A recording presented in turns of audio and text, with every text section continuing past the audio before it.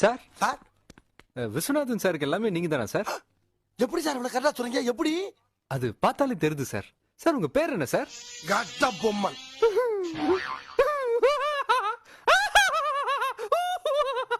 Sir இருங்க இருங்க. நீங்க எதுக்கு சிரிக்கிறீங்கன்னு எனக்கு தெரியுது.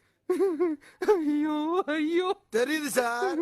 கட்ட பொம்மைன்னு பேரை வச்சுக்கிட்டு மீசைய வளர்க்காம வரைஞ்சிருக்கேடா அப்படின்னு நினைச்சானு சிரிக்கிறீங்க.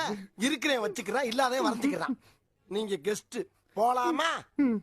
சிரிச்சுக்கிறாரு. ஆமா கேட்க மறந்துட்டேன், நீங்க என்ன வேலை செய்றீங்க? நான் பொள்ளாச்சியில் அன்எம்ப்ளாய்டு. தமிழ்ல சொல்லுங்களேன். இங்கிலீஷ் தெரியாதா?